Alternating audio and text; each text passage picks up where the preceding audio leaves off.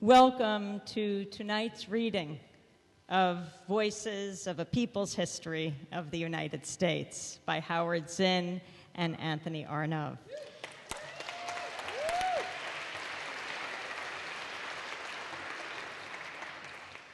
First, just a few notes.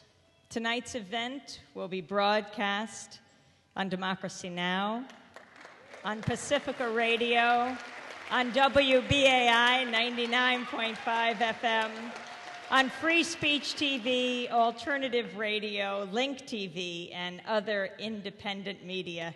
The good news is that there is independent media in this city and around the country that is helping to break the sound barrier.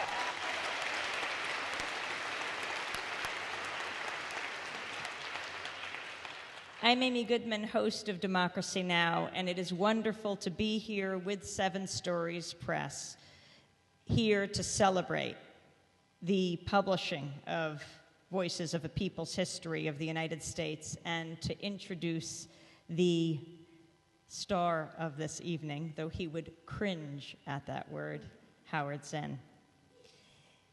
Alice Walker said this about Howard: "What can I say that will in any way convey the love, respect, and admiration I feel for this unassuming hero who was my teacher and mentor, this radical historian and people-loving troublemaker, this man who stood with us and suffered with us.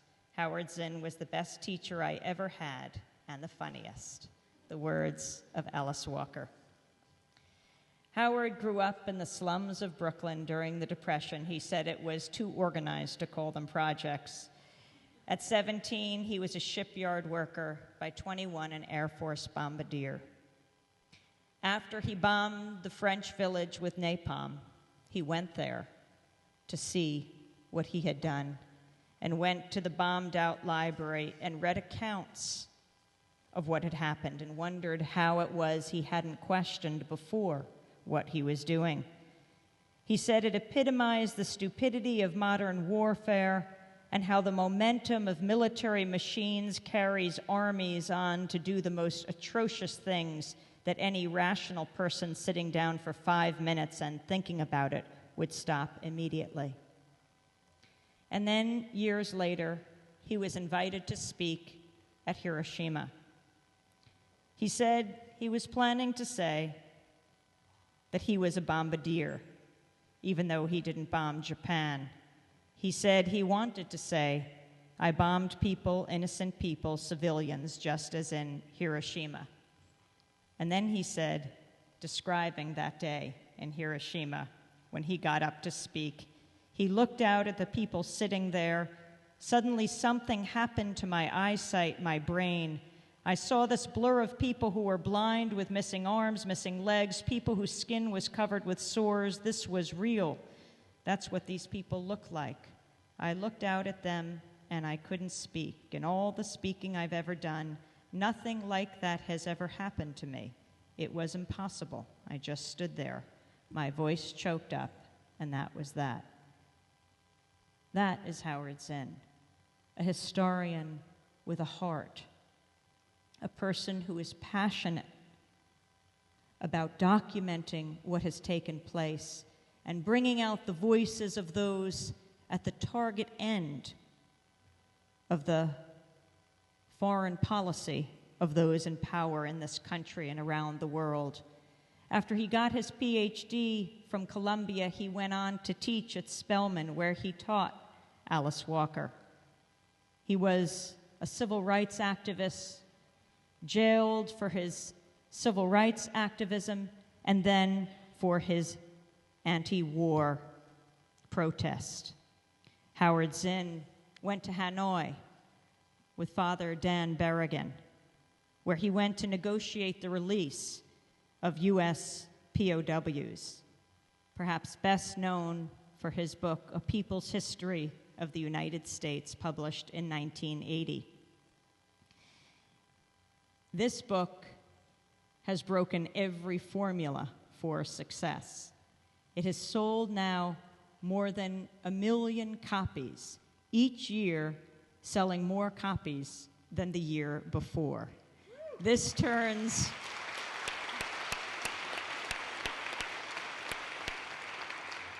This has turned the publishing formulas on their heads. But is that any surprise?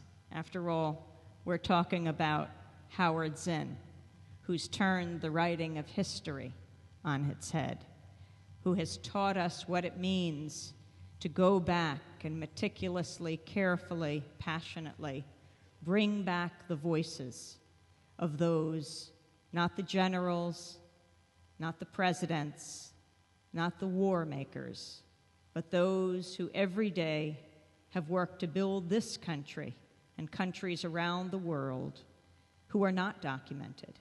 That's who Howard Zinn gives voice to. That's why people's history of the United States only grows more popular every day. That's why we're here tonight to celebrate the companion volume that Howard Zinn and Anthony Arnov have been working on for years, Voices of a People's History of the United States. On September 11, 2001, after that moment, the next day, we were trying to think, who could we turn to on Democracy Now? Who could speak about what was happening to all of us? And I couldn't think of a better person to call than Howard. And we called him up, and he came on the radio and said, as we were listening to the emergency workers and the neighbors hammering those pallets, the non-stop hammering all day. The only thing worse was when that hammering stopped because there were no bodies to bring out. Howard said, let the paramedics and the firefighters be our model for a response. Those heroes who are trying to save people, not those who will respond by killing. That's why it's so important to celebrate Howard Zinn tonight and why it's such an honor to be able to introduce him. Howard Zinn is a remarkable historian, a vivid writer, but most importantly, he is a hell of a nice guy, a true gentleman, Howard Zinn.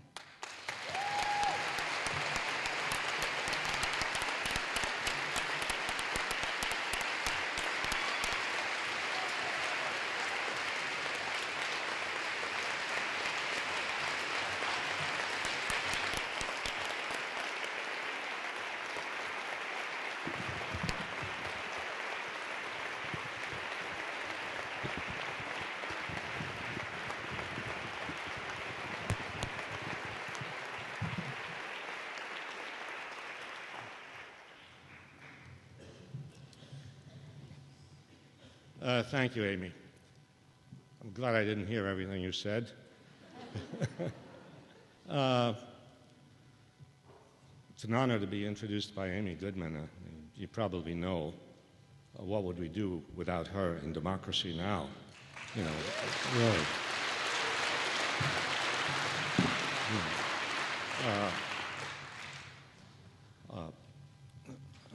I'd like to thank a few people who had so much to do with gathering all of you together and arranging and organizing all this. Of course, I want to thank the Ethical Culture Society of New York for allowing us in. And the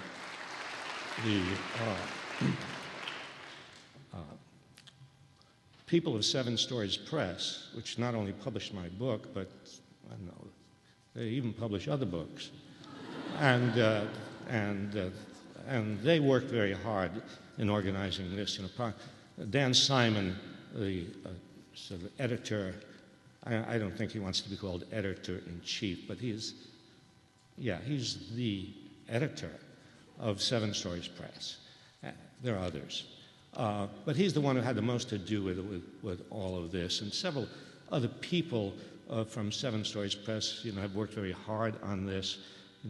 Jesse Kindig and Ruth Weiner, who obviously have a lot of friends in this audience. But they're the unsung people. And Brenda Coughlin, who indispensable. I won't say anything more about her. You won't see her. She's invisible, but she does important things. Like she will hold up her hand to the speakers when they get too close to the microphone. What could be more important? Okay. Thank Joey Fox, who just helped me and Anthony a lot. And of course, I have to thank Anthony Arnaud simply because he's here and listening.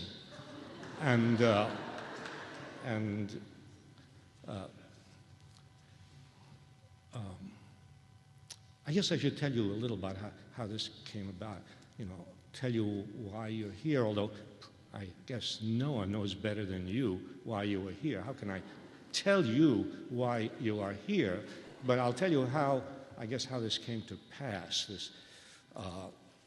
And that is Dan Simon and Anthony Arnaud and I, in an order which I can't reveal, got together and decided that this book, A People's History of the United States, was okay. And that, by the way, published by HarperCollins, owned by Murdoch. I've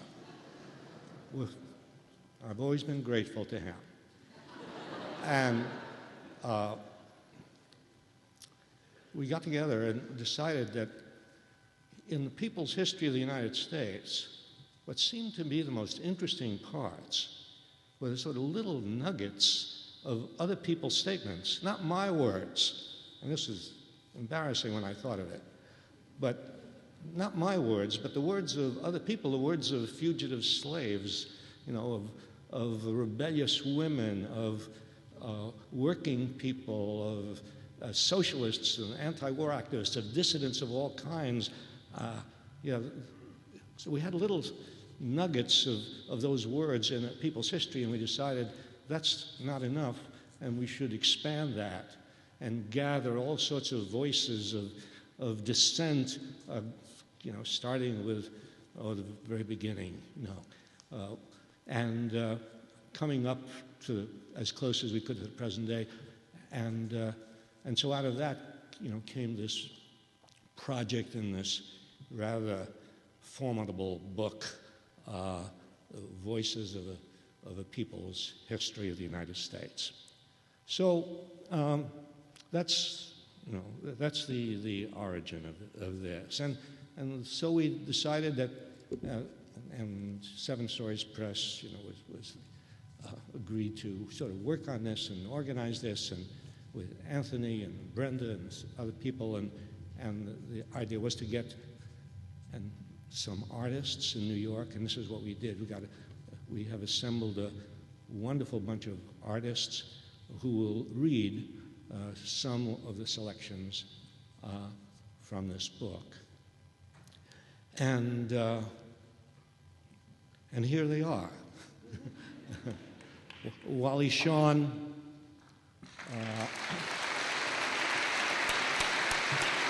yeah.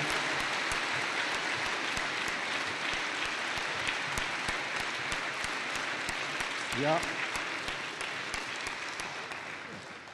Leslie Silva.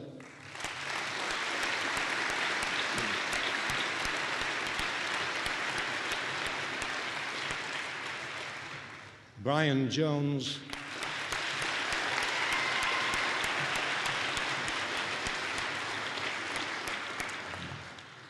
John Sayles.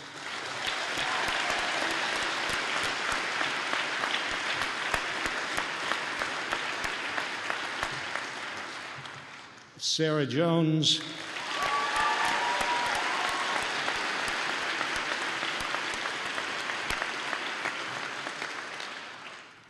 Paul Robeson Jr.,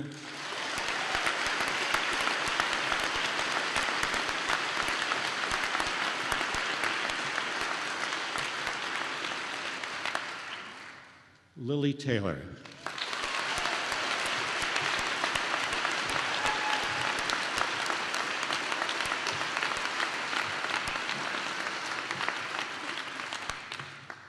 And Anthony Arno, who up to this point has been only a name to you, will walk across here and take his seat over there, and he and I will take turns introducing the readings.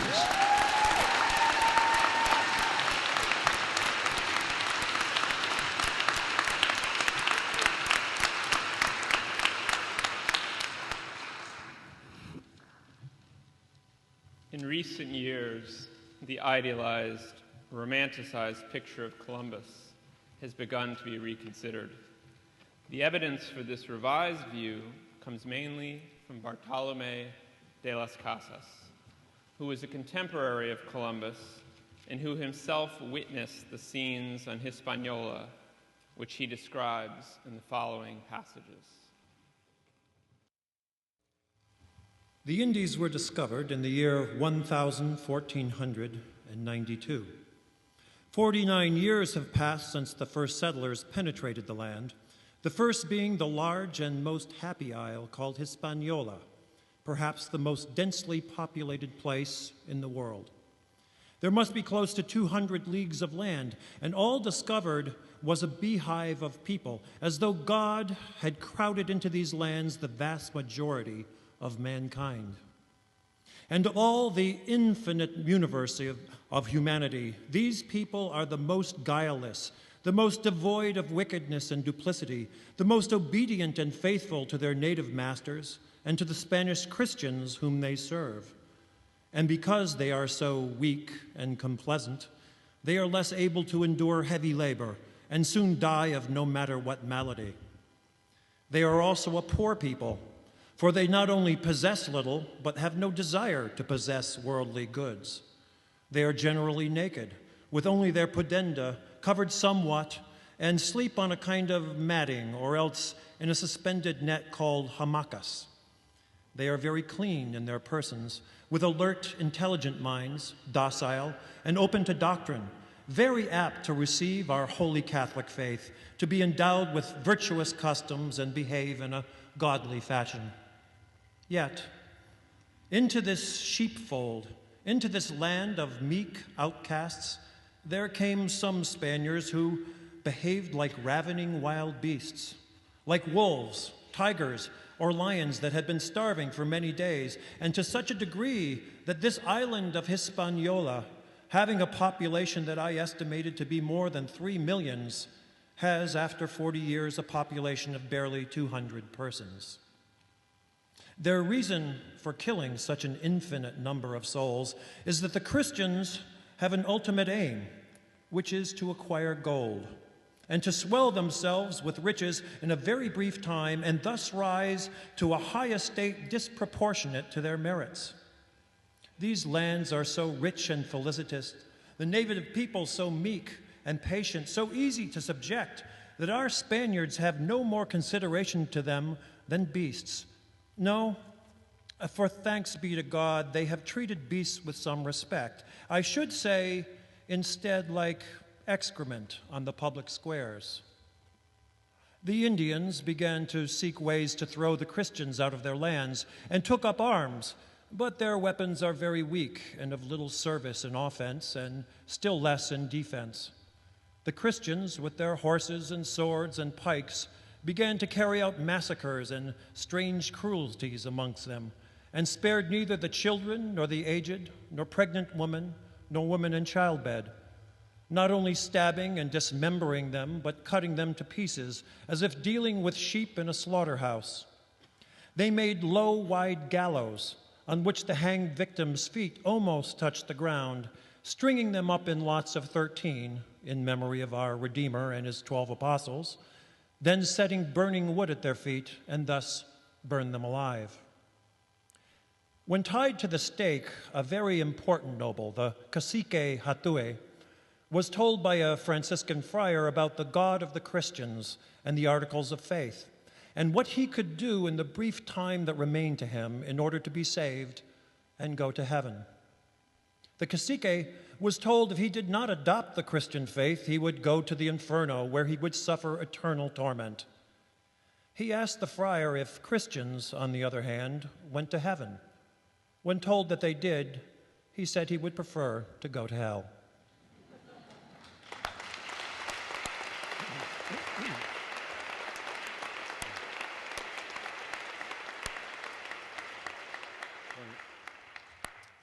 One of the great figures of early Native resistance to colonization was Tecumseh, a Shawnee leader who earned a reputation by his skills in fighting white settlers and militias in the Midwest. Here he speaks to a different tribe, the Asajj. Brothers, we all belong to one family. We are all children of the Great Spirit. We walk in the same path, slake our thirst at the same spring, and now affairs of the greatest concern lead us to smoke the pipe around the same council fire. Brothers, we are friends.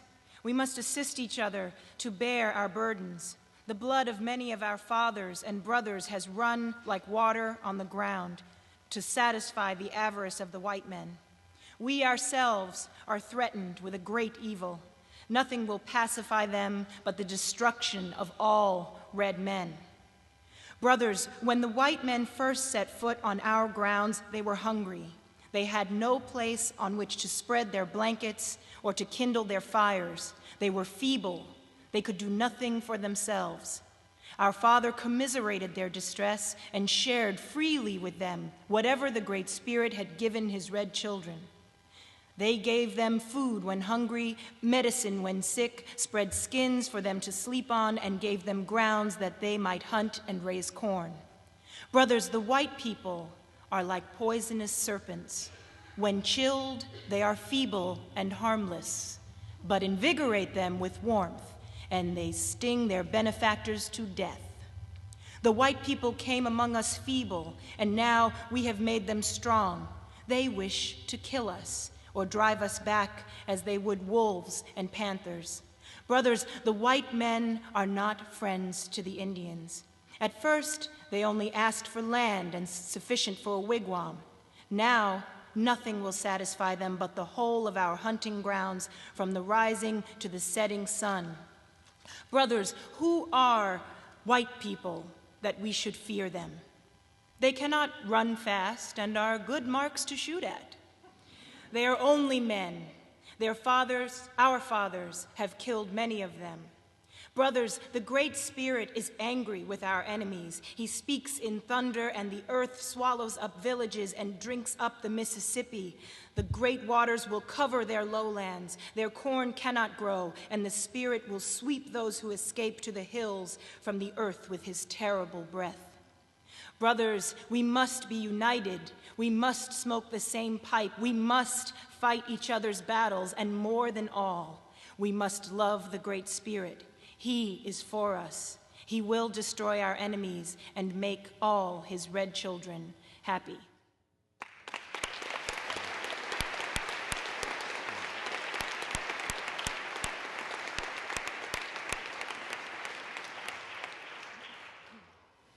When Boston capitalists, making use of the new canal system, began building textile mills in Lowell, Massachusetts in the early 19th century, they recruited young women from rural New England as their labor force. They assumed these girls would be docile and easily managed. Instead, the young women in Lowell mills formed reading circles, organized to demand their rights as laborers and as women, and agitated for better workplace conditions.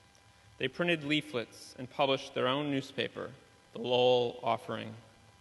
Here, Harriet Hanson Robinson, who started work in the mills when she was only 10 years old, recounts a turnout or strike of the Lowell women. At the time, the Lowell cotton mills were started. the factory girl was the lowest among women. In England, and in France particularly, great injustice had been done to her real character. She was represented as subjected to influences that could not fail to destroy her purity and self-respect. In the eyes of her overseer, she was but a brute, a slave to be beaten, pinched, and pushed about. One of the first strikes of the cotton factory operatives that ever took place in this country was that in Lowell in October 1836. When it was announced that wages were to be cut down, great indignation was felt, and it was decided to strike en masse. This was done. The mills were shut down, and the girls went in procession from their several corporations to the Grove on Chapel Hill and listened to incendiary speeches from early labor reformers. One of the girls stood on a pump and gave vent to the feelings of her companions in a neat speech, declaring that it was their duty to resist all attempts at cutting down the wages. This was the first time a woman had spoken in public in Lowell, and the event caused surprise and consternation among her audience. Cutting down the wages was not their only grievance, nor the only cause of this strike. Hitherto, the corporations had paid 25 cents a week towards the board of each operative, and now it was their purpose to have the girls pay the sum. And this, in addition to the cut in wages, would make a difference of at least $1 a week. It was estimated that as many as 1,200 or 1,500 girls turned out and walked in procession through the streets. My own recollection of this first strike, or turnout as it was called, is very vivid. I worked in a lower room where I had heard the proposed strike fully, if not vehemently, discussed. I had been an ardent listener to what was said against this attempt at oppression on the part of the corporation, and naturally I took sides with the strikers. When the day came on which the girls were to turn out, those in the upper room started first, and so many of them left that our mill was at once shut down.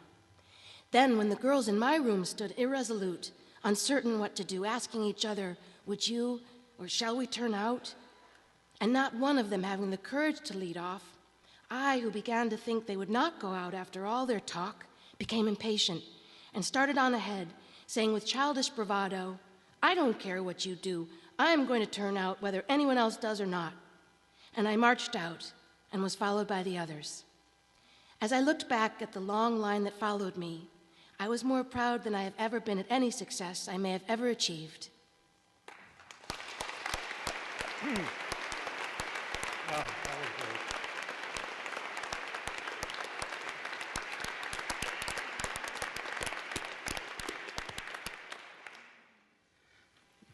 July 4th is held up as a day to celebrate the struggle for freedom and independence. But the great abolitionist Frederick Douglass, himself a former slave and the editor of the abolitionist newspaper, the North Star, dared to challenge the exaltation of the holiday. Here is part of his address to the Rochester, New York Ladies Anti-Slavery Society in 1852. Mr. President, friends and fellow citizens, he who could address this audience without a quailing sensation has stronger nerves than I have. I do not remember ever to have appeared as a speaker before any assembly more shrinkingly, nor with greater distrust of my ability than I do this day. A feeling has crept over me quite unfavorable to the exercise of my limited powers of speech. The papers and placards say that I am to deliver a 4th of July oration. This certainly sounds large and out of the common way for me. It is true that I have often had the privilege to speak in this beautiful hall and to address many who now honor me with their presence, but neither their familiar faces nor the perfect gauge I think I have of Corinthian Hall seems to free me from embarrassment. Fellow citizens, pardon me. Allow me to ask, why am I asked to speak here today? What have I, or those I represent, to do with your national independence? Are the great principles of political freedom and of natural justice embodied in the Declaration of Independence extended to us? And am I therefore called upon to bring our humble offering to the national altar and to confess the benefits and express devout gratitude for the blessings resulting from your independence to us. Would to God, both for your sakes and ours, that an affirmative answer could be truthfully returned to these questions. Then would my task be light, and my burden easy and delightful. For who is there so cold that a nation's sympathy could not warm him? Who so obdurate and dead to the claims of gratitude that would not thankfully acknowledge such priceless benefits? But such is not the state of the case. I say it with a sad sense of the disparity between us. I am not included within the pale of this glorious anniversary. Your high independence only reveals the immeasurable distance between us.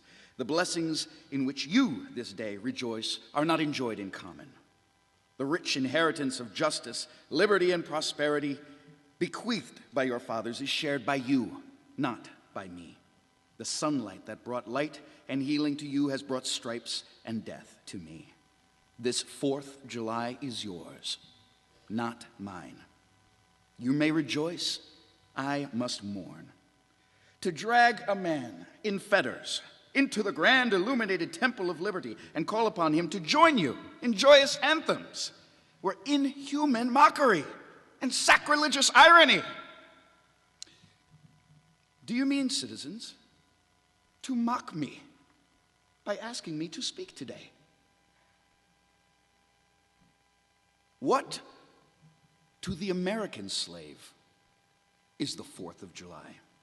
I answer, a day that reveals to him, more than all other days in the year, the gross injustice and cruelty to which he is the constant victim.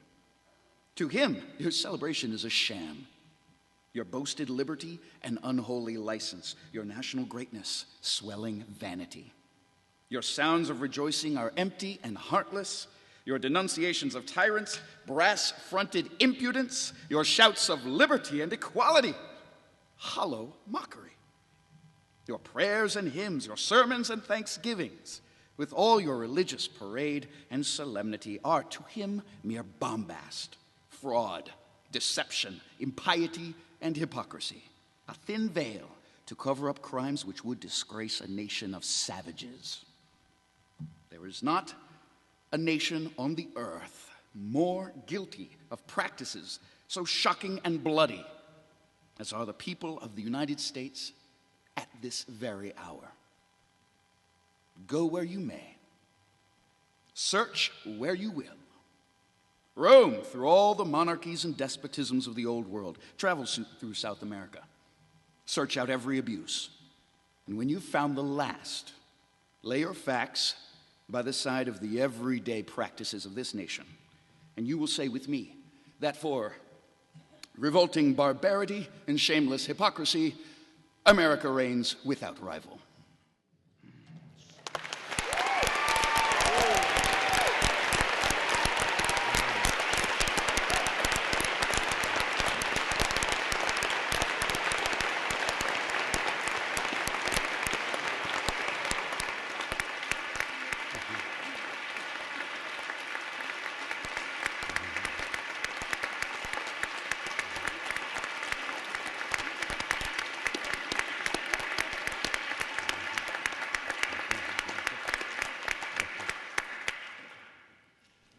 The most underreported story of the Civil War is the class conflict within the Confederate States.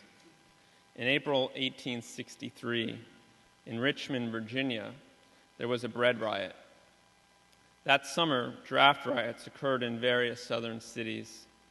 In September, another bread riot broke out in Mobile, Alabama. Acts of resistance took place not only among soldiers, but also among women facing hardship while men were on the front lines. This article, from a newspaper in Columbus, Georgia, illustrates the ferment in the South during the war.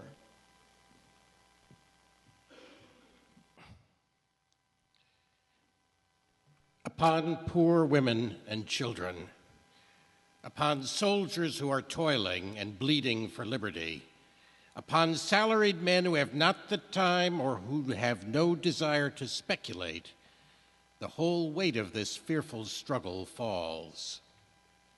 Men of wealth, who are hoarding thousands, put up the piteous cry of exorbitant rates, more bitterly than ever just after increasing the prices 1,000-fold. While upon ragged, blood-drenched soldiers, upon weary, despairing, heartsick women, and those whose only dependence is a pitiful yearly sum, must be made to bitterly suffer. Non-producers alone feel the war. Others can meet high rates with the same.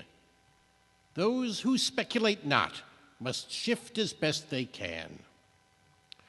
What matters life or death, so avarice can be gratified? What is honor unattended by wealth?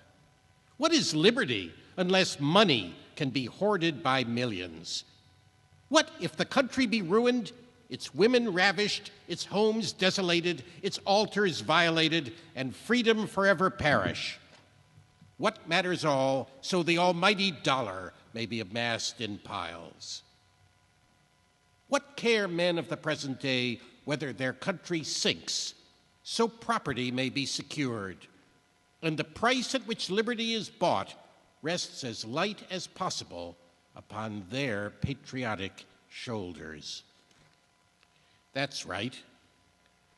Pile up wealth. No matter whether bread be drawn from the mouth of the soldier's orphan or the one-armed, one-limbed hero who hungry walks your streets. Take every dollar you can, pay out as little as possible, deprive your noble warriors of every comfort and luxury, increase in every way the necessaries of life, make everybody but yourself and non-producers bear the taxes of the war.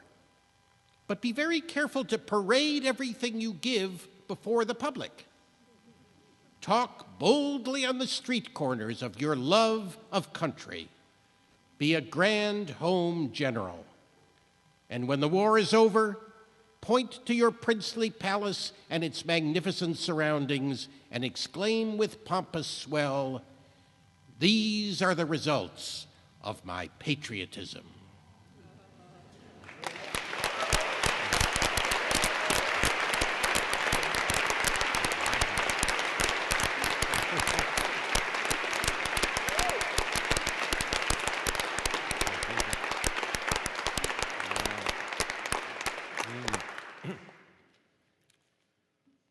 In the brief period after the Civil War, known as Reconstruction, when the freed slaves could vote, Henry McNeal Turner was elected as a representative to the Georgia State Legislature, which soon after expelled him and other black members.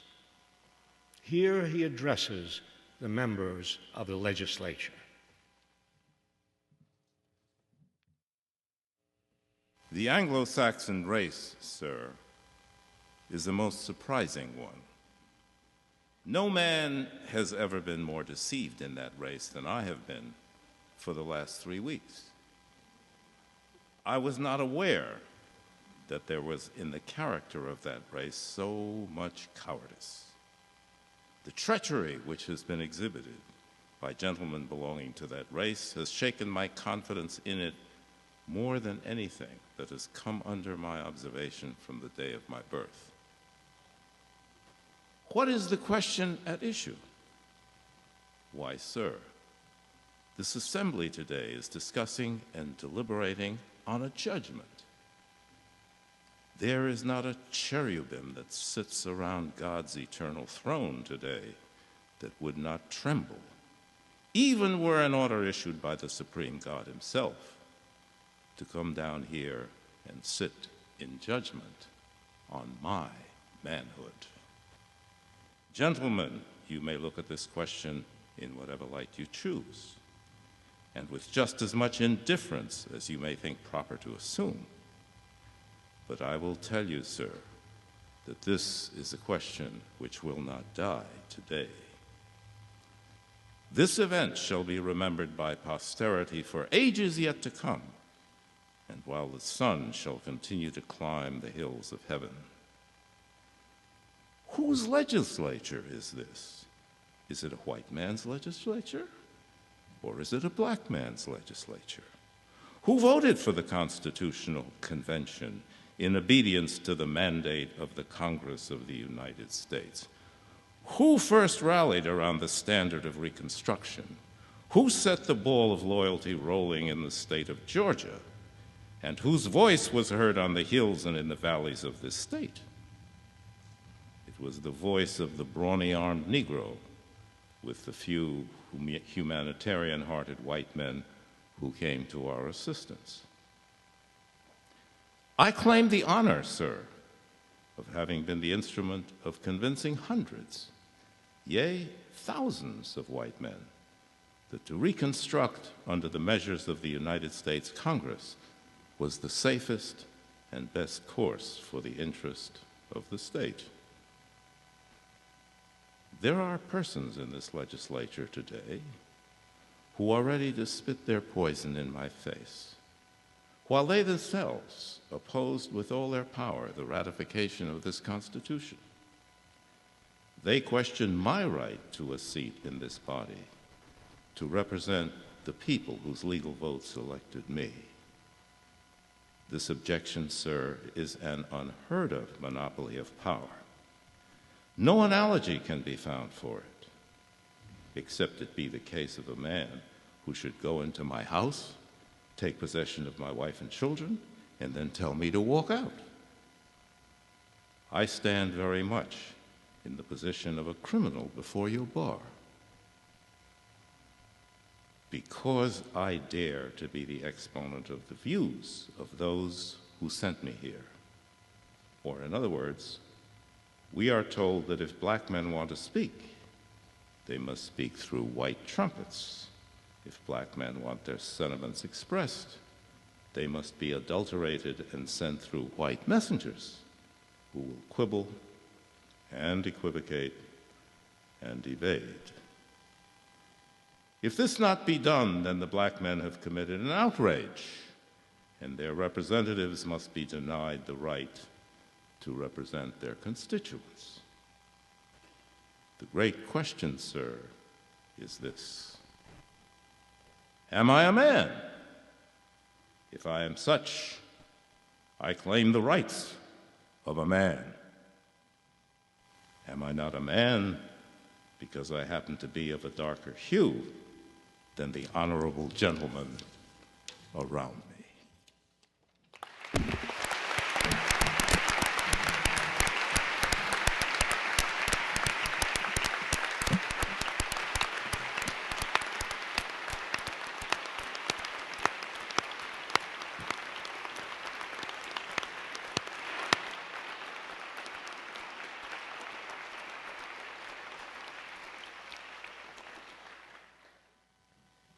In November 1872, Susan B. Anthony was one of 14 women who defied the law to cast a ballot in the presidential election. She was arrested for knowingly voting without having a lawful right to vote, and on June 18, 1873, was found guilty. The next day, when her lawyer appealed the verdict, she addressed the court in response to a question from the judge, Ward Hunt.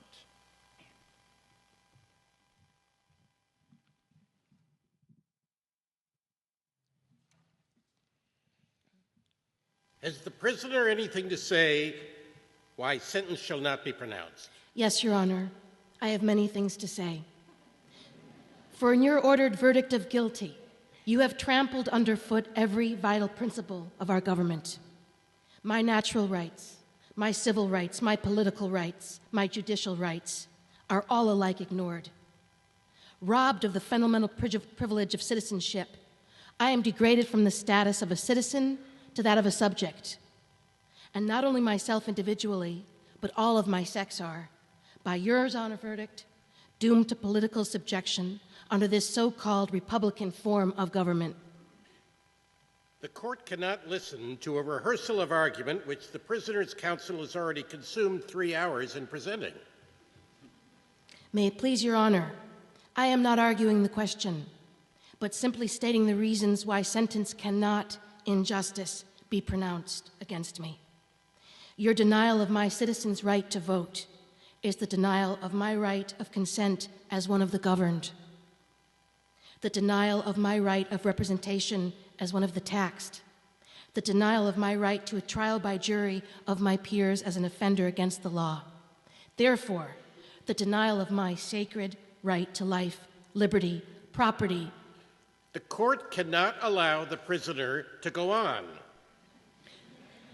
But your honor will not deny me this one and only poor privilege of protest against this high-handed outrage upon my citizens' rights. The court must insist the prisoner has been tried according to the established forms of law. Yes, your honor, but by forms of law all made by men, interpreted by men, administered by men, in favor of men, and against women. And hence your honor's ordered verdict of guilty against a United States citizen for the exercise of the citizen's right to vote, simply because that citizen was a woman and not a man. But yesterday, the same man-made forms of law declared it a crime punishable with a $1,000 fine and 6 months imprisonment to give a cup of cold water, a crust of bread, or a night's shelter to a panting fugitive tracking his way to Canada. And every man or woman in whose veins coursed a drop of human sympathy violated that wicked law, reckless of consequences, and was justified in doing so. As then the slaves who got the freedom had to take it over or under or through the unjust forms of law, precisely so now must women take it to get right to a voice in this government, and I have taken mine and mean to it every opportunity. The court must insist the sentence of the court is that you pay a fine of $100 and the costs of the prosecution.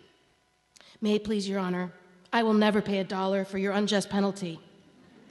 All the stock in trade I possess is a debt of $10,000 incurred by publishing my paper, The Revolution, the sole object of which was to educate all women to do precisely as I have done. Rebel against your man-made, unjust, unconstitutional forms of law which tax, fine, imprison, and hang women while denying them the right of representation in the government. And I will work on with might and main to pay every dollar of that honest debt, but not a penny shall go to this unjust claim. And I shall earnestly and persistently continue to urge all women to the practical recognition of the old revolutionary maxim, resistance to tyranny is obedience to God.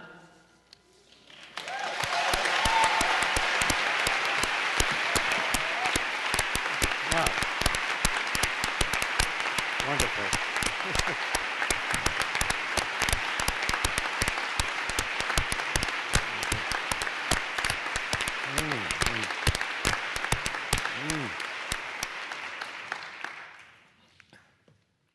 At the end of the 19th century, the United States became an overseas imperial power. Following the Spanish-American War of 1898, when it assumed control over Cuba, it annexed Hawaii, Guam, Puerto Rico, and Samoa. It then began a long and bloody war to conquer the Philippines. The occupation of those islands has been cited by George Bush as a model for the occupation of Iraq. But at the time, it aroused indignation and opposition in the United States. Mark Twain is known as the great writer of novels, Huckleberry Finn, Tom Sawyer.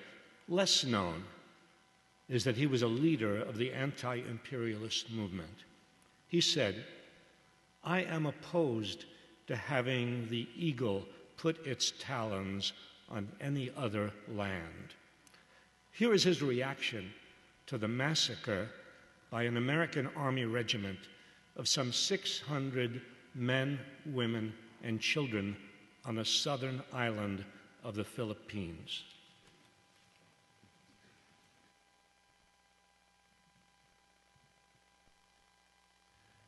This incident burst upon the world last Friday in an official cablegram from the commander of our forces in the Philippines to our government in Washington. A tribe of Moros, dark-skinned savages, had fortified themselves in the bowl of an extinct crater not many miles from Jolo. And as they were hostiles and bitter against us because we have been trying for 8 years to take their liberties away from them, their presence was a menace. Our commander, General Leonard Wood, ordered a reconnaissance. It was found that the Moros numbered 600, counting women and children, that their crater bowl was in the summit of a peak 2,200 feet above sea level, and very difficult access for Christian troops and artillery. Our troops climbed a distance of some 300 feet by devious and difficult trails, and even took some artillery with them. Our soldiers numbered 540, assisted by a detachment of native constabulary in our pay, numbers not given, and a naval detachment, numbers not given. 600 men on our side, on the edge of the bowl, 600 men, women, and children in the bottom of the bowl. Depth of bowl, 50 feet. The battle began. It is officially called by that name. Our forces firing down into the crater with their artillery and their deadly small arms of precision.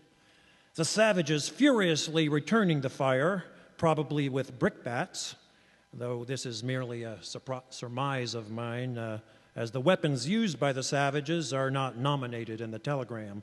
Heretofore, the Moros have used knives and clubs mostly, also ineffectual trade muskets when they had any. The completeness of the victory is established by this fact, that of the 600 Moros, not one was left alive. That of our 600 heroes, only 15 lost their lives. The official report quite properly extolled and magnified the heroism and gallantry of our troops and lamented the loss of the 15 who perished, by cable at $1.50 a word. In the great battles of the Civil War, only 10% of the forces engaged on the two sides were killed and wounded. 8 years ago, when the pathetic comedy called the Cuban War was played, we did not exterminate the Spanish, far from it. In each engagement, we left an average of only 2% of the enemy killed or crippled on the field. Contrast these things with the great statistics which have arrived from the Moro crater. We abolished the enemy utterly, leaving not even a baby alive to cry for its dead mother. One person among our 80 millions allowed himself the privilege of a public remark on this great occasion. Washington, March 10th, to Wood, Manila. I congratulate you and the officers and men of your command upon the brilliant feat of arms wherein you and they so well uphold the honor of the American flag. Signed, President Theodore Roosevelt. But yesterday's cable brought us more splendid news, which blazes with American and Christian glory like to the sun and the zenith. The death list is now 900. I was never so enthusiastically proud of the flag till now.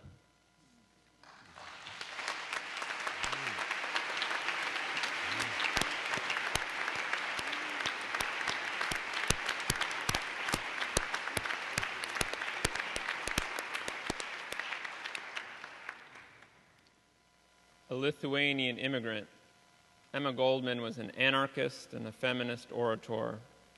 She was an agitator, an organizer, and a fierce opponent of war. She was jailed many times for her speeches. After the outbreak of World War I in Europe, and before the entrance of the United States into the war, she spoke in San Francisco on the theme of patriotism.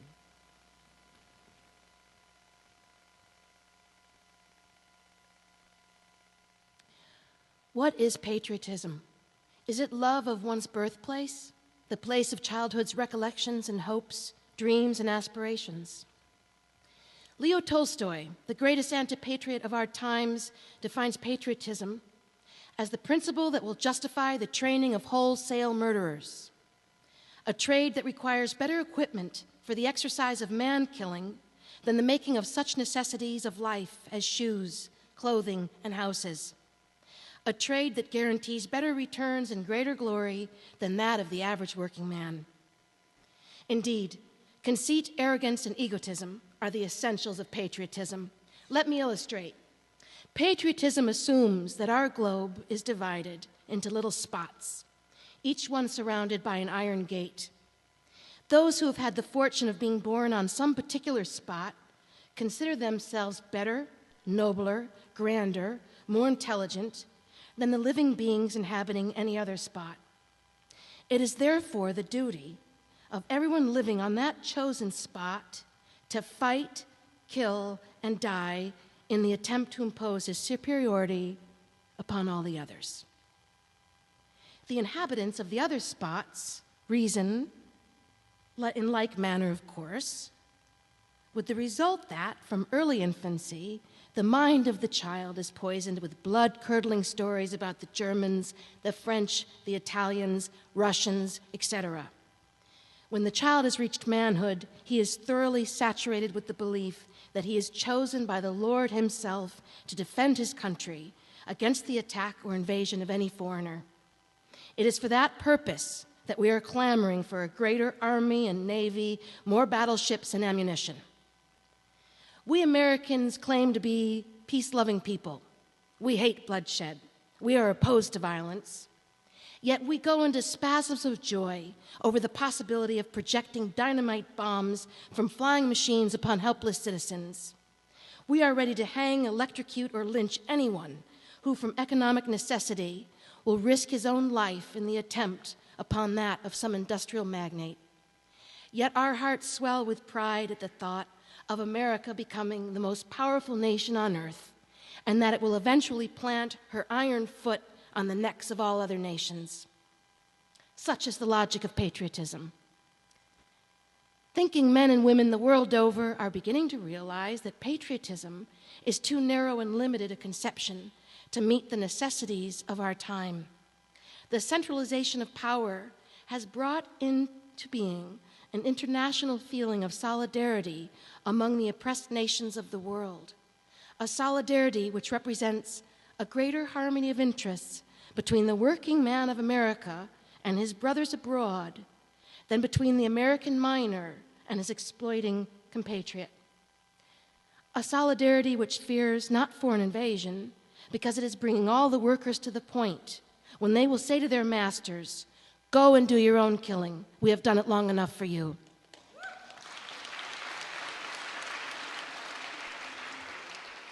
This solidarity is awakening the consciousness of even the soldiers, they too being flesh of the great human family. A solidarity that has proven infallible more than once during past struggles, and which has been the impetus inducing the Parisian soldiers during the Commune of 1871 to refuse to obey when ordered to shoot their brothers.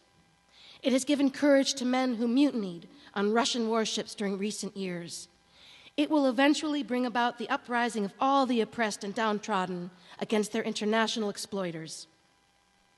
When we have undermined the patriotic lie, we shall have cleared the path for that great structure wherein all nationalities shall be united into a universal brotherhood, a truly free society.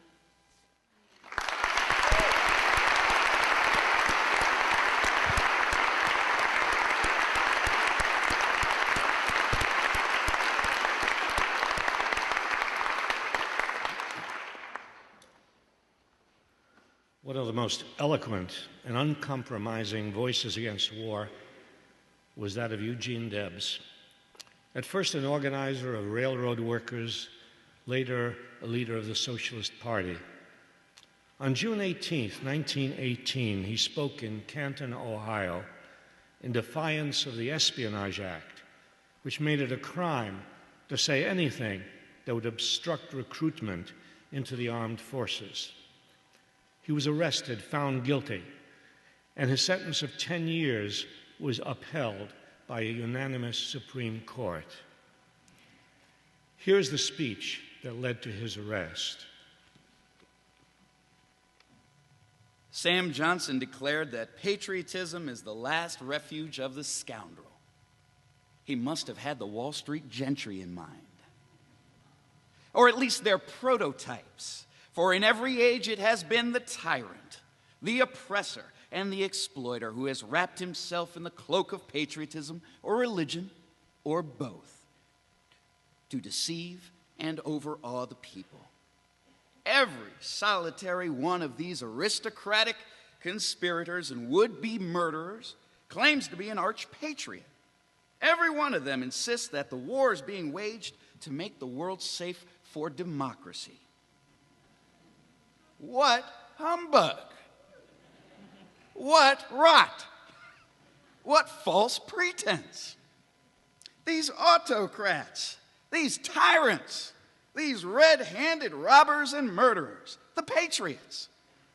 While the men who have the courage to stand face to face with them, speak the truth, and fight for their exploited victims, they are the disloyalists and the traitors.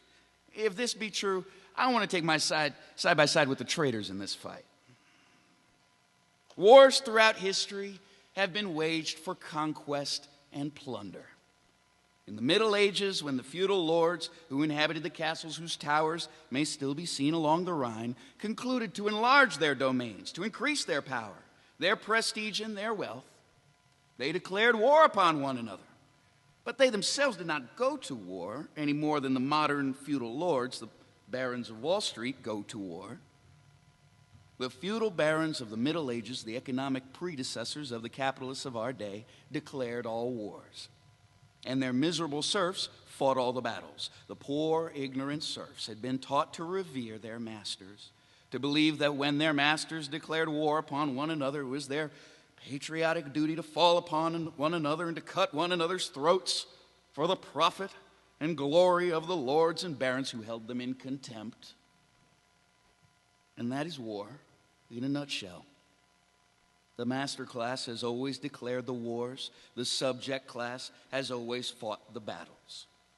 The master class has had all to gain and nothing to lose, while the subject class has had nothing to gain and all to lose, especially their lives. They've always taught and trained you to believe it to be your patriotic duty to go to war and have yourselves slaughtered at their command. But in all the history of the world, you, the people, have never had a voice in declaring war. And strange as it certainly appears, no war by any nation in any age has ever been declared by the people. Yours, not to reason why. Yours, but to do and die. That is their motto, and we object on the part of the awakening workers of this nation. If war is right, let it be declared by the people. You who have your lives to lose, you certainly, above all others, have the right to decide the momentous issue of war and peace.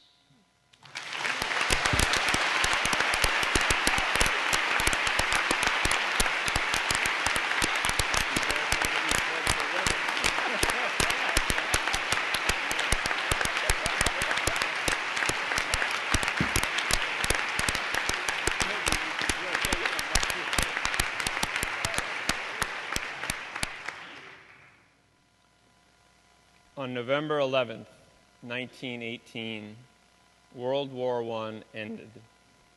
10 million people were dead, including more than 100,000 Americans.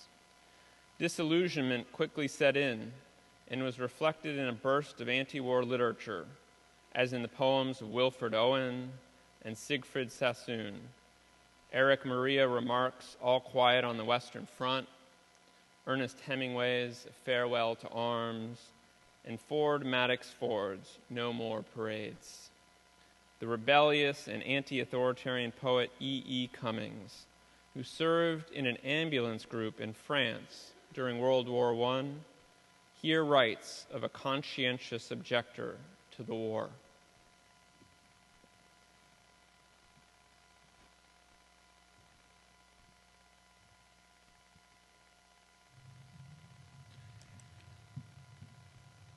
I sing of Olaf, glad and big, whose warmest heart recoiled at war, a conscientious objector.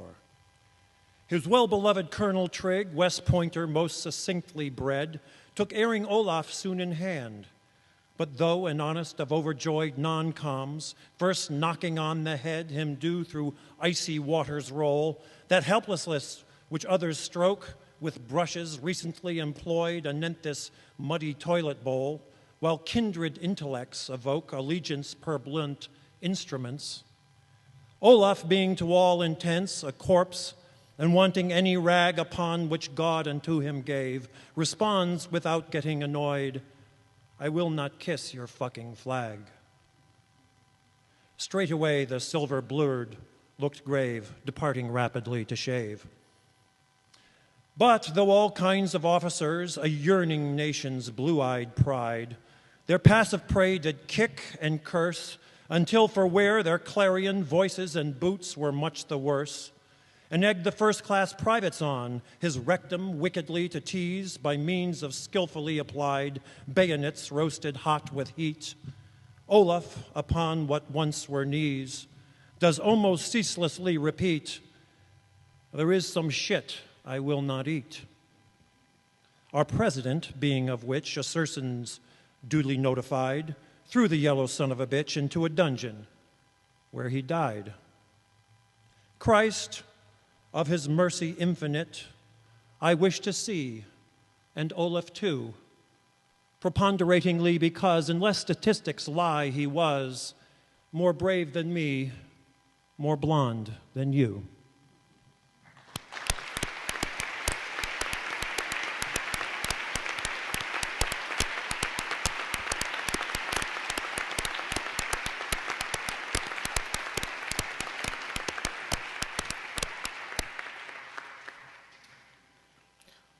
In the 1930s, Sylvia Woods was a pioneer in a struggle of African-American trade unionists. Here she describes her earliest experiences speaking out against racism.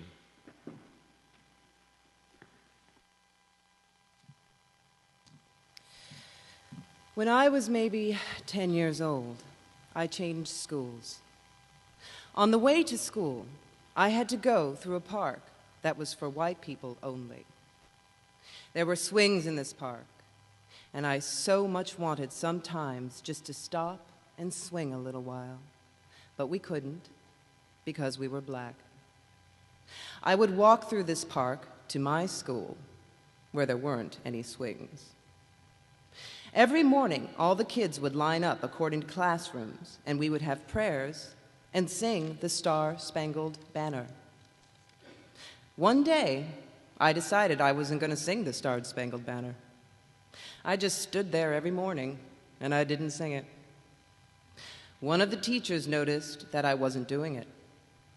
So she very quietly called me over and asked me why I didn't sing the Star-Spangled Banner.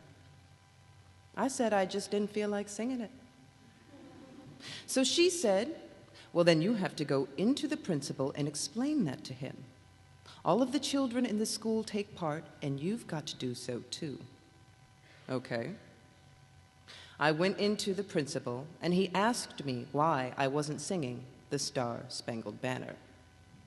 I told him, because it says the land of the free and the home of the brave, and this is not the land of the free. I don't know who's brave, but I'm not going to sing it anymore. Then he said, why, you've been singing it all the time, haven't you? How come you want to stop now? And I told him about coming through the park, and if I could not swing on those swings in the park, and if I couldn't sit in the park, and I could only walk in Shakespeare Park, then it couldn't be the land of the free. Who's free?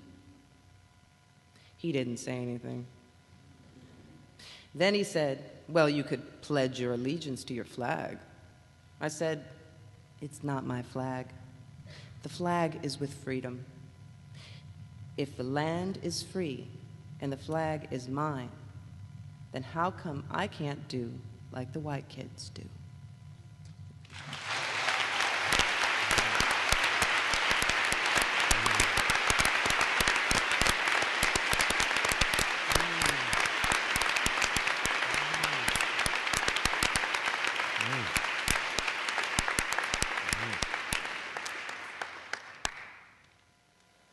The Harlem Renaissance of the 1920s and 30s produced an extraordinary group of black writers and artists. There were the novelists Zora Neale Hurston and Nella Larson, the painters Jacob Lawrence and Aaron Douglas, the poets Gwendolyn Bennett, Claude McKay, and County Cullen, among many others. One of the most challenging of these voices was that of Langston Hughes, who in this poem captures the feeling of being damn tired of waiting for rescue from the political leadership of the country.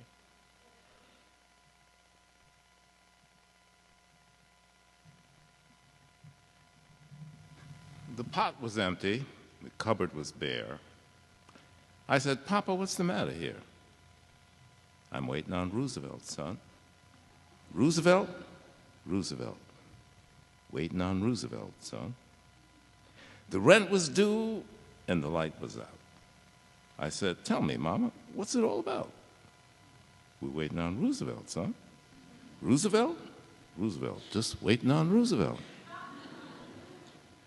Sister got sick and the doctor wouldn't come because we couldn't pay him the proper sum. Waiting on Roosevelt. Roosevelt, Roosevelt. Waiting on Roosevelt. Then one day they put us out of the house. Ma and Pa was meek as a mouse, still waiting on Roosevelt. Roosevelt, Roosevelt. But when they felt those cold winds blow and didn't have no place to go, Pa said, "I'm tired of waiting on Roosevelt, Roosevelt, Roosevelt. Damn tired of waiting on Roosevelt. Can't get a job, and I can't get no grub. Backbone and navel's doing the belly rub. Waiting on Roosevelt, Roosevelt, Roosevelt."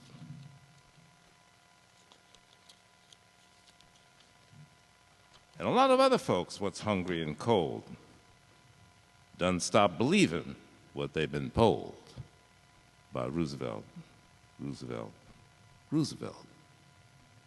Because the pot's still empty and the cupboard's still bare, and you can't build a bungalow out of air. Mr. Roosevelt, listen, what's the matter here?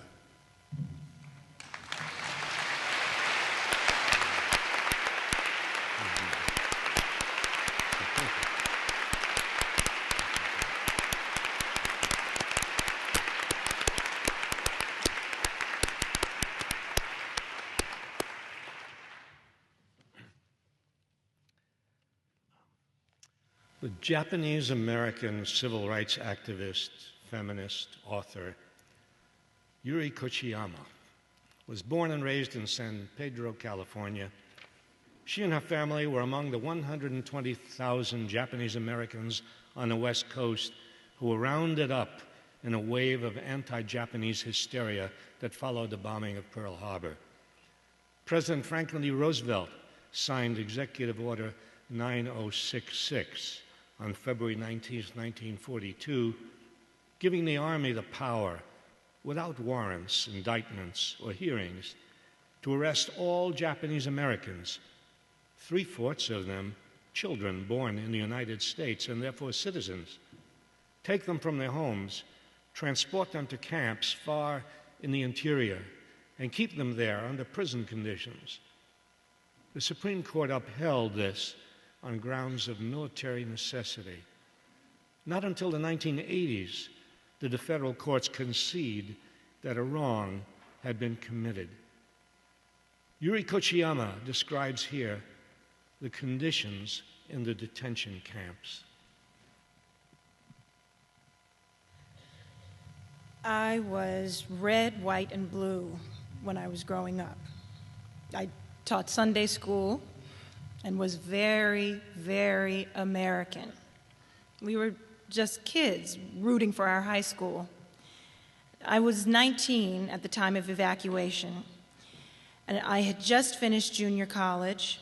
I was looking for a job and didn't realize how different the school world was from the work world.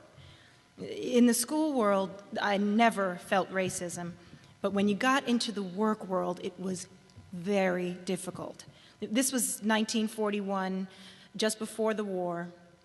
I finally did get a job at a department store, but for us back then, it was a big thing, because I don't think they had ever hired an Asian in a department store before. Well, I tried because I saw a Mexican friend who got a job there. But everything changed for me on the day Pearl Harbor was bombed. On that very day, December 7th, the FBI came and they took my father. He had just come home from the hospital the day before. And for several days, we didn't know where they had taken him. And then we found out that he was taken to the federal prison at Terminal Island. Overnight, things changed for us. Most Japanese Americans had to give up their jobs, whatever they did, and were told they had to leave. The edict for 9066, President Roosevelt's edict for evacuation, was in February 1942. We were moved to a detention center that April. We were sent to an assembly center in Arcadia, California. That was in April. And it was the largest assembly center on the West Coast, having nearly 20,000 people. There were some smaller centers with about 600 people all along the West Coast, Washington, Oregon, California. There were many, many assembly centers, but ours was the largest. Most of the assembly centers were either fairgrounds or racetracks. So many of us lived in stables, and they said you could take what you could carry. I was so red, white, and blue. I couldn't believe this was happening to us. America would never do a thing like this to us. This is the greatest country in the world. So I thought this is only going to be for a short while, maybe a few weeks or something, and they'll let us go back. At the beginning, no one realized how long this would go on. I didn't feel the anger that much because I thought maybe this was the way we could show our love for our country, and we should not make too much fuss or noise. We should abide by what they asked of us. I'm a totally different person now than I was back then. I was naive about so many things. And the more I think about it, the more I realize how little you learn about American history. It's just what they want you to know. We always called the camps relocation centers while we were there. Now, I feel it is apropos to call them concentration camps. It is not the same as the concentration camps of Europe. Those, we feel, were death camps. The concentration camps were a concentration of people placed in an area and disempowered and disenfranchised. So it is apropos to call them what I was in, a concentration camp. Historically, Americans have always been putting people behind walls. First, there were the Native Americans who were put on reservations, Africans in slavery, their lives on the plantations, Chicanos doing migratory work and the kinds of camps they lived in, and even, too, the Chinese when they worked on the railroad camps, where they were almost isolated, dispossessed people, disempowered. And I feel those are the things we should fight against so they won't happen again. This whole period of what the Japanese went through is important. If we can see the connections of how often this happens in history, we can stem the tide of these things happening again by speaking out against them.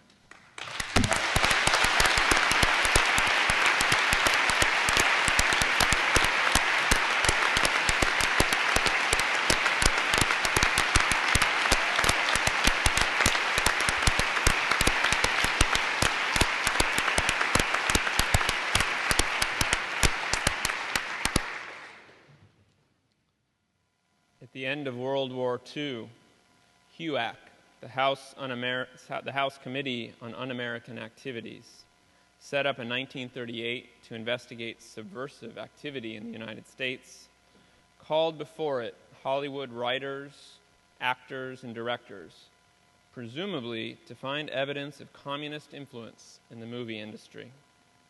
A number of these artists, who became known as the Hollywood 10, were sent to prison for refusing to answer the committee's questions about their ties with the Communist Party. The committee also interrogated folk singer Pete Singer, playwright Arthur Miller, and many others. This was part of a general attack on civil liberties in the atmosphere of the Cold War against the Soviet Union. One of the artists singled out for attack was the great singer and actor Paul Robeson, who had been a fierce opponent of racism and the foreign policy of the United States.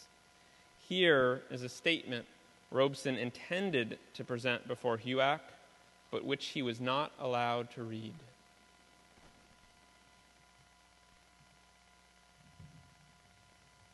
A footnote to history before I begin. It so happens in the book, my father's piece immediately follows that of Yuri Kochiyama. That's, in a sense, symbolic, because Paul Robeson, then a national star, most popular singer and actor in the United States, was the only major performing artist, indeed the only major public figure, to sing a benefit concert for the interned Japanese during the war.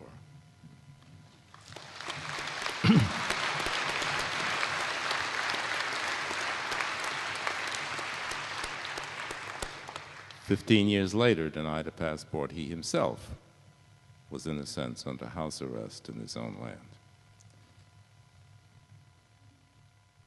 The State Department claims the right to deny me a passport because of what they called my recognized status as a spokesman for large sections of Negro Americans, and because I have been for years extremely active in behalf of the independence of the colonial peoples of Africa. The State Department has also based its denial of a passport to me on the fact that I sent a message of greeting to the Bandung Conference, convened by Nehru, Sukarno, and other great leaders of the colored peoples of the world. Principally, however, Dulles objects to speeches I have made abroad against the oppression suffered by my own people in the United States. I am proud that those statements can be made about me. It is my firm intention to continue to speak out against injustices to the Negro people, and I shall continue to do all within my power in behalf of independence of colonial peoples of Africa. It is for Dulles to explain why a Negro who opposes colonialism and supports the aspirations of Negro Americans should, for those reasons, be denied a passport. My fight for a passport is a struggle for freedom, freedom to travel, freedom to earn a livelihood, freedom to speak, freedom to express myself artistically and culturally. I've been denied these freedoms because Dulles, Eastland, Walter, and their ilk oppose my views on colonial liberation, my resistance to the oppression of Negro Americans, and my burning desire for peace with all nations. But these are views which I shall proclaim whenever given the opportunity, whether before this committee or any other body. My travels abroad to sing and act and speak cannot possibly harm the American people. In the past, I have won friends for the real America among the millions before whom I have performed. Not for Walter, not for Dulles, not for Eastland, not for the racists who disgrace our country's name, but friends for the American Negro, for our workers, for our farmers, for our artists.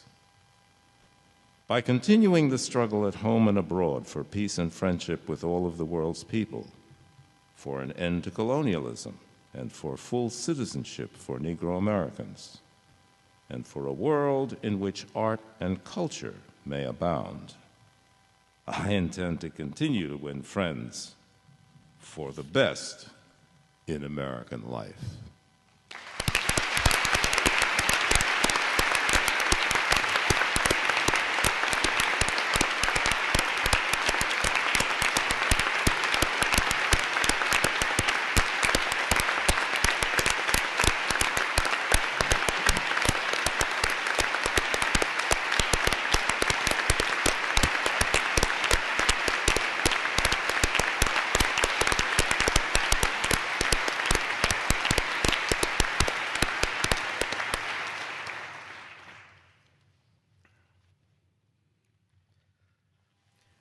In Macomb, Mississippi, in July of 1965, young black activists circulated and published one of the first petitions against the war in Vietnam.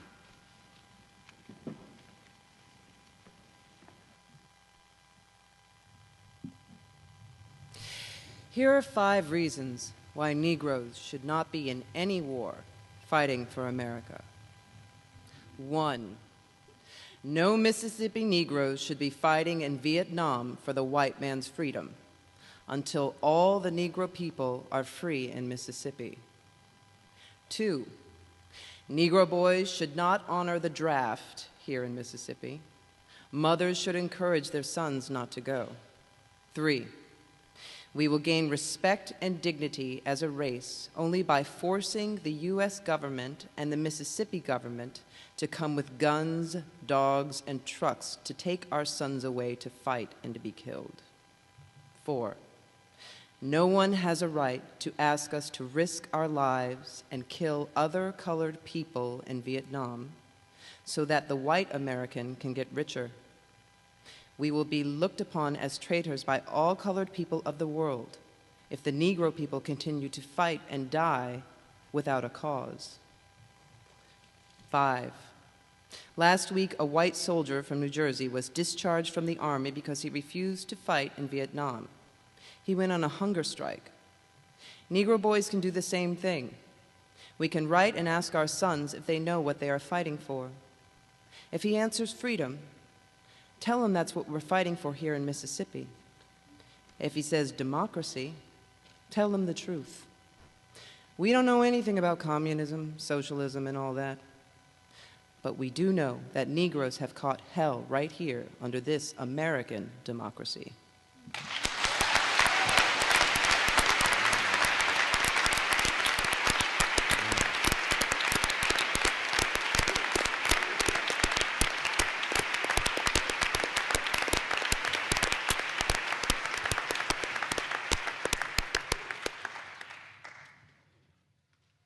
In November 1970, Howard Zinn was arrested with others in a protest at a Boston Army base to block soldiers from being sent to Vietnam. On the day he was supposed to appear in court, he was also scheduled to go to Johns Hopkins University in Baltimore, Maryland, to debate the philosopher Charles Frankel on the topic of civil disobedience. He chose to defy the court order to both explain and practice his commitment to civil disobedience. He flew to Baltimore, spoke in the debate, and came back to Boston to teach his class the next morning at Boston University. 2 detectives were waiting outside the classroom and hauled him off to court, where he was sentenced to a few days in jail. Here is the text of Howard's speech at Johns Hopkins.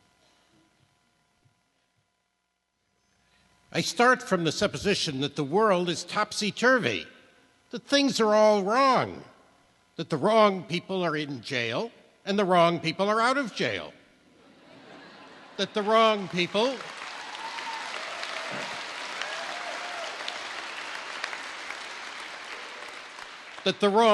are in power and the wrong people are out of power. that the wealth is distributed in this country and the world in such a way as not simply to require small reform, but to require a drastic reallocation of wealth. I start from the supposition that we don't have to say too much about this, because all we have to do is think about the state of the world today and realize that things are all upside down.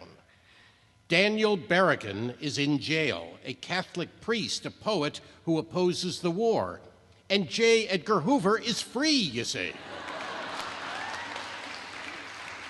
David Dellinger, who has opposed war ever since he was this high and has used all of his energy and passion against it, is in danger of going to jail. The men who are responsible for the My Lai massacre are not on trial. They are in Washington serving various functions, primary and subordinate, that have to do with the unleashing of massacres, which surprise them when they occur. At Kent State University, 4 students were killed by the National Guard, and students were indicted. In every city in this country, when demonstrations take place, the protesters, whether they have demonstrated or not, whatever they have done, are assaulted and clubbed by police, and then they are arrested for assaulting a police officer. Something is wrong. Something is terribly wrong when we ship 10,000 bombs full of nerve gas across the country and drop them in somebody else's swimming pool so as not to trouble our own. So you lose your perspective after a while.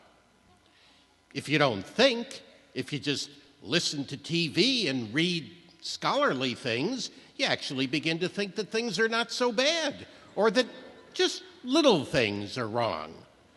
But you have to get a little detached and then come back and look at the world, and you are horrified.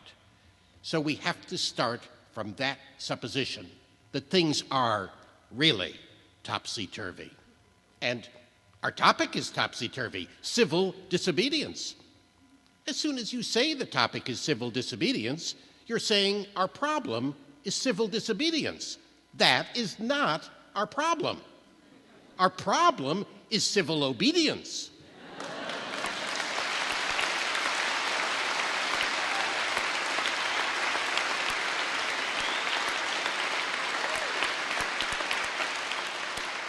Our problem is the numbers of people all over the world who have obeyed the dictates of the leaders of their government and have gone to war, and millions have been killed because of this obedience. We recognize this for Nazi Germany. We know that the problem there was obedience, that the people obeyed Hitler. People obeyed. That was wrong.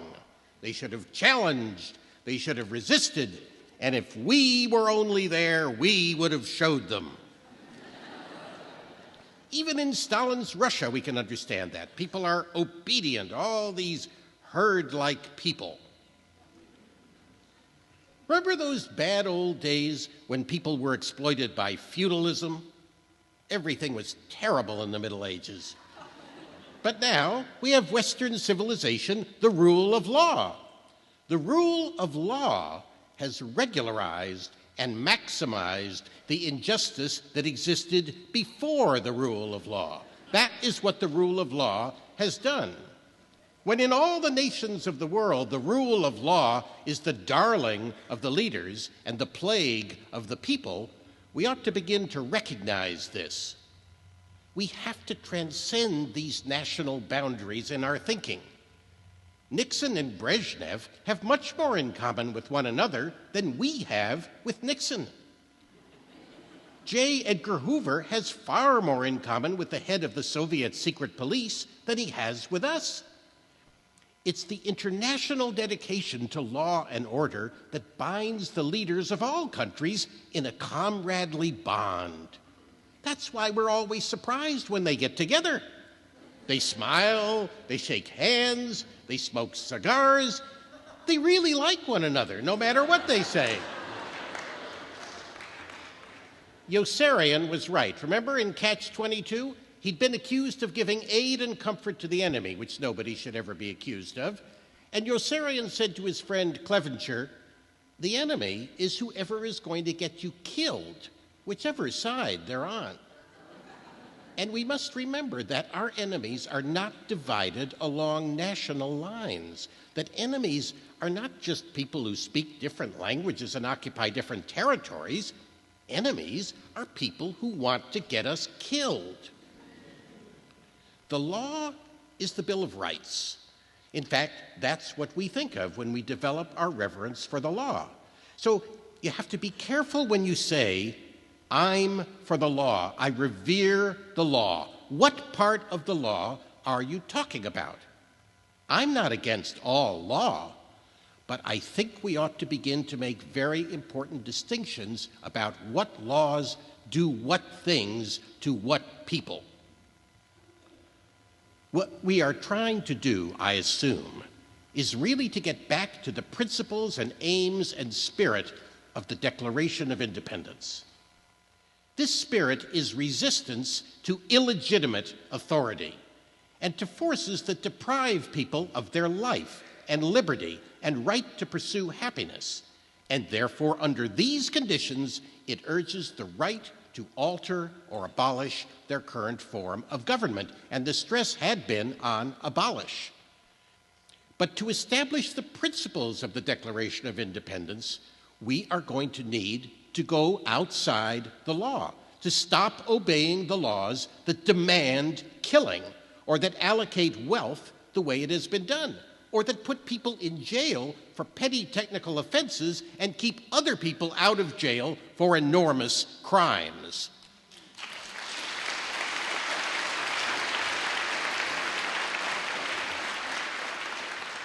My hope is that this kind of spirit will take place not just in this country, but in other countries, because they all need it.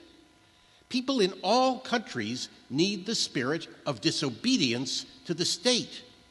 The state, which is not a metaphysical thing, but a thing of force and wealth. And we need a kind of declaration of interdependence among people in all countries of the world who are striving for the same thing.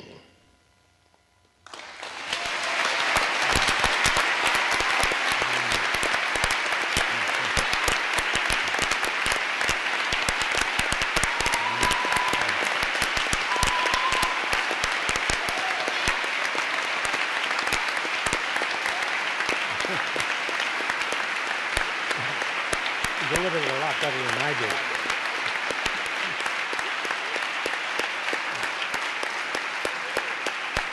Yeah. I guess maybe I'm going. It's my turn.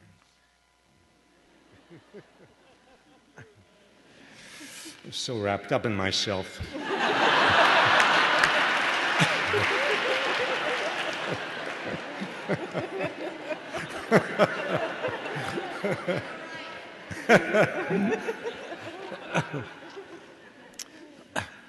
Yeah, on August 28th, 1963,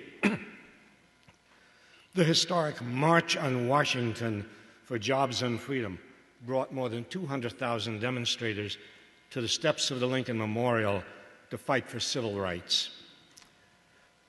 While that event is best remembered for being the occasion of Martin Luther King Jr.'s historic I Have a Dream speech, the most militant address of the day was delivered by John Lewis of Alabama, a young leader of the Student Nonviolent Coordinating Committee. However, pressured by King and other established civil rights leaders, Lewis was forced to tone down the text, which spoke of revolution, which argued that President John F. Kennedy's proposed civil rights legislation was too little, too late. Here's the text of the original speech he had hoped to deliver that day.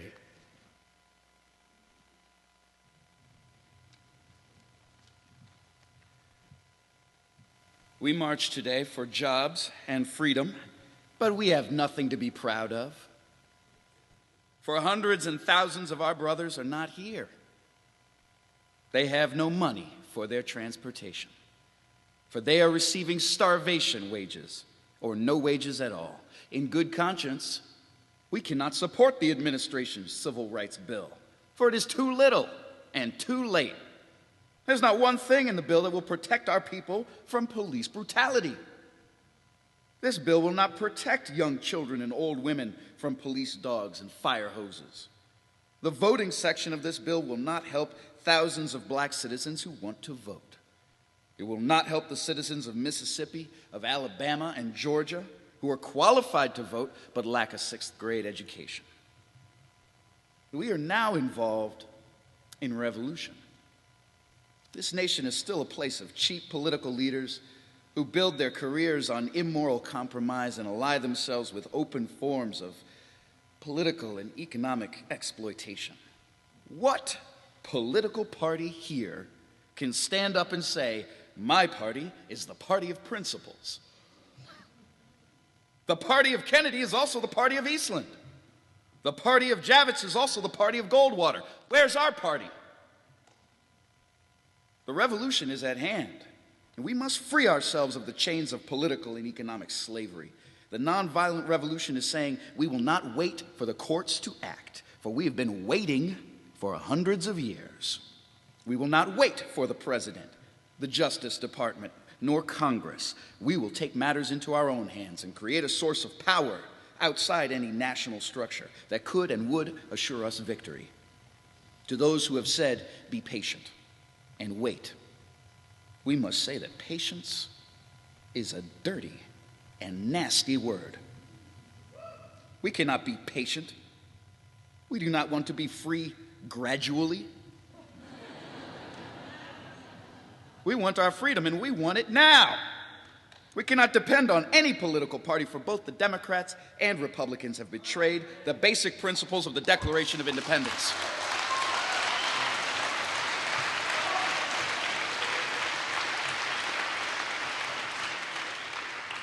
We all recognize that if any radical social, political, and economic changes are to take place in our society, the people, the masses, must bring them about. In the struggle, we must seek more than civil rights. We must work for the community of love, peace, and true brotherhood. Our minds, souls, and hearts cannot rest until freedom and justice exist for all the people. The revolution is a serious one. Mr. Kennedy is trying to take the revolution out of the street and put it in the courts. Listen, Mr. Kennedy. Listen, Mr. Congressman. Listen, fellow citizens.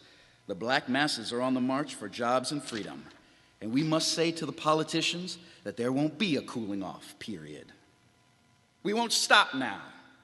All the forces of Eastland, Barnett, Wallace, and Thurman won't stop this revolution. The time will come when we will not confine our marching to Washington. We will march through the South, through the heart of Dixie, the way Sherman did. We shall pursue our own scorched earth policy and burn Jim Crow to the ground, nonviolently.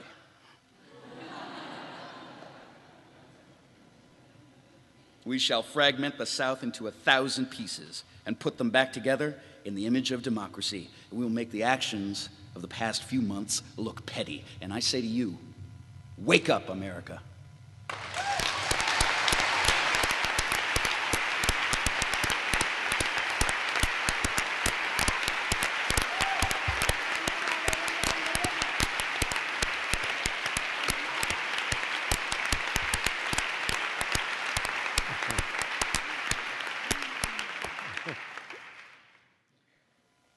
At great personal risk to themselves, black people in the South had for a long time challenged the boundaries of segregation. But those many actions did not come to national attention until in December 1955, Rosa Parks was arrested when she refused to give up her seat to a white passenger in Montgomery, Alabama. This sparked a bus boycott that lasted 381 days before ending in a victory. A few years after that, students began a campaign to desegregate lunch counters in the South. One of the most important of these sit-ins took place on May 23, 1963, in Jackson, Mississippi, at a Woolworth's department store. Here, the civil rights activist Anne Moody recalls the experience. At exactly 11 a.m., Perlina, Memphis, and I entered the Woolworths from the rear entrance. We separated as soon as we stepped into the store and made small purchases from various counters. Seconds before 11:15, we were occupying 3 seats at the previously segregated Woolworth's lunch counter. Our waitress walked past us a couple of times before she noticed we had started to write our own orders. She told us that we would be served at the back counter, which was for Negroes. "We would like to be served here," I said. At noon, students from a nearby white school started pouring into Woolworths. The white students started chanting all kinds of anti-Negro slogans. A couple of boys took one end of a rope and made it into a hangman's noose. Several attempts were made to put it around our necks. I was snatched from my stool by 2 high school students. I was dragged about 30 feet toward the door by my hair when someone made them turn me loose. As I was getting up off the floor, I saw Joan coming back inside. We started back to the center of the counter to join Perlina. Lois Chafee, a white Tougaloo faculty member, was now sitting next to her. There were now 4 of us, 2 whites and 2 Negroes, all women. The mob started smearing us with ketchup, mustards, sugar, pies. Soon Joan and I were joined by John Salter, but the moment he sat down, he was hit in the jaw with what appeared to be brass knuckles. Blood gushed from his face, and someone threw salt into the open wound. Joan, Lois, Perlina, and I sat there for 3 hours. About 90 policemen were standing outside the store. They had been watching the whole thing through the windows, but had not come in to stop the mob or do anything. After the sit-in, all I could think of was how sick Mississippi whites were. They believed so much in the segregated Southern way of life, they would kill to preserve it. I thought of how many times they had killed when their way of life was threatened. I knew that the killing had just begun. The whites had a disease, an incurable disease, in its final stage.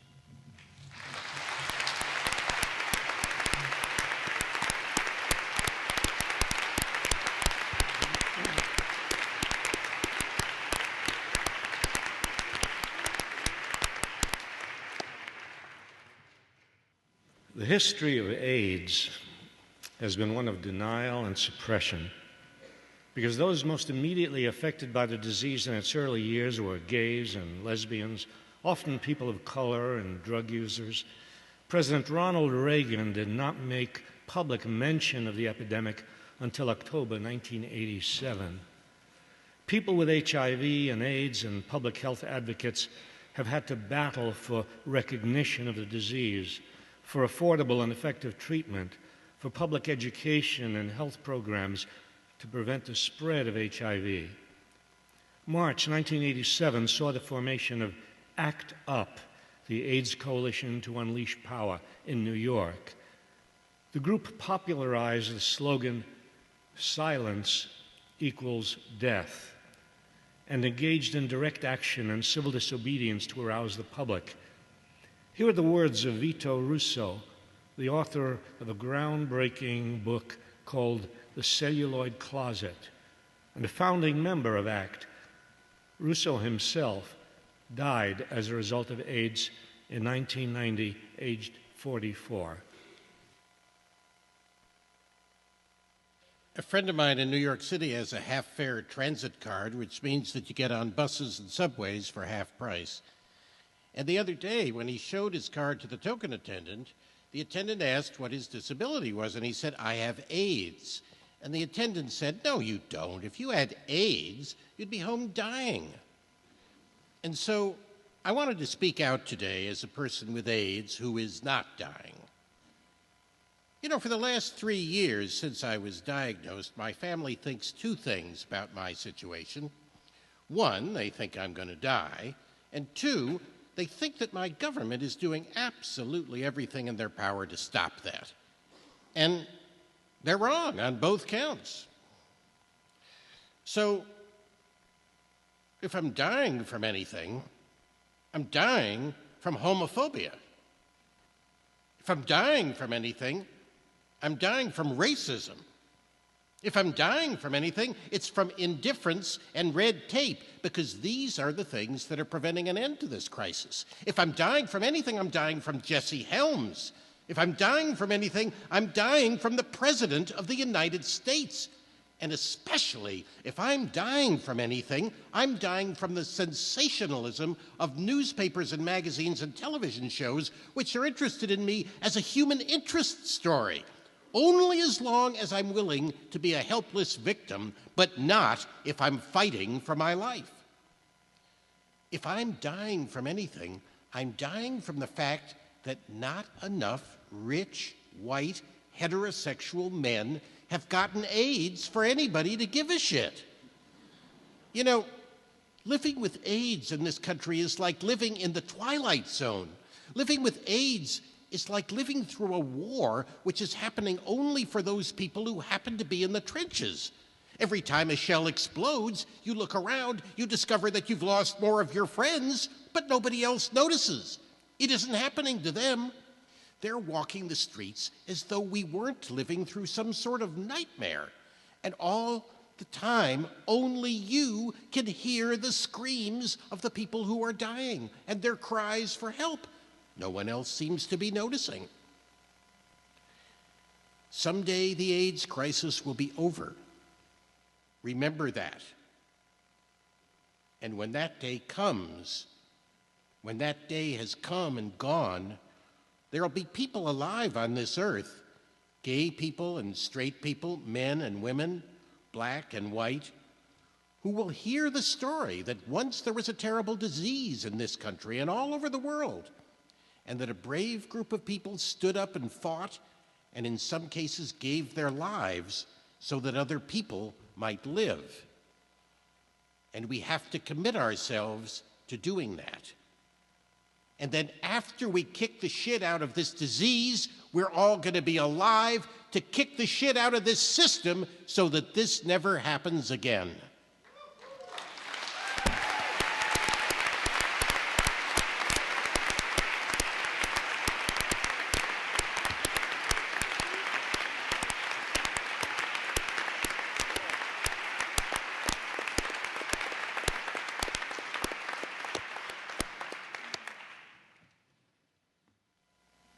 Immediately after the tragic deaths of 3,000 people on September 11th, 2001, President George Bush and other politicians called for retaliation.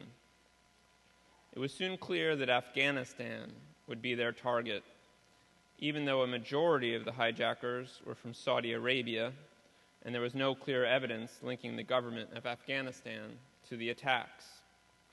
There was widespread grief in the United States, but a number of family members who lost loved ones on September 11th spoke out against the calls for revenge and formed an organization called September 11th Families for Peaceful Tomorrows.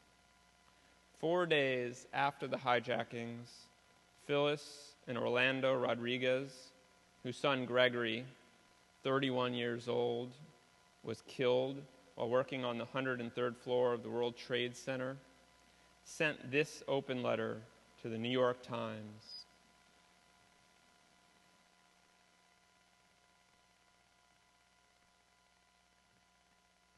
Our son, Greg, is among the many missing from the World Trade Center attack. Since we first heard the news, we have shared moments of grief, comfort, hope, despair, fond memories with his wife, the two families, our friends and neighbors, his loving colleagues at Cantor Fitzgerald ESB, and all the grieving families that daily meet at the Pierre Hotel. We see our hurt and anger reflected among everybody we meet. We cannot pay attention to the daily flow of news about this disaster, but we read enough of the news to sense that our government is heading in the direction of violent revenge, with the prospect of sons, daughters, parents, friends in distant lands dying, suffering, and nursing further grievances against us. It is not the way to go. It will not avenge our son's death, not in our son's name. Our son died a victim of an inhuman ideology. We should not serve the same purpose. Let us grieve, let us reflect and pray. Let us think about a rational response that brings real peace and justice to our world. But let us not, as a nation, add to the inhumanity of our times.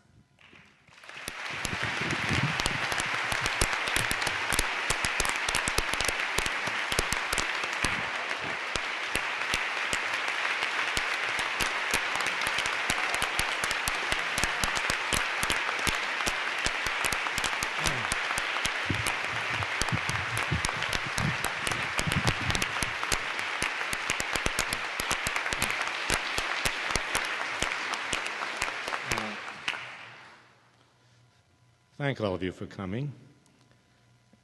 I want to give special thanks to Anthony Arno, probably more responsible than anybody else, for just making sure that all of this happened, aside from the fact that he worked very hard. I don't want to say who worked harder on the book. He worked very hard. You see. Anthony Arno. Okay. And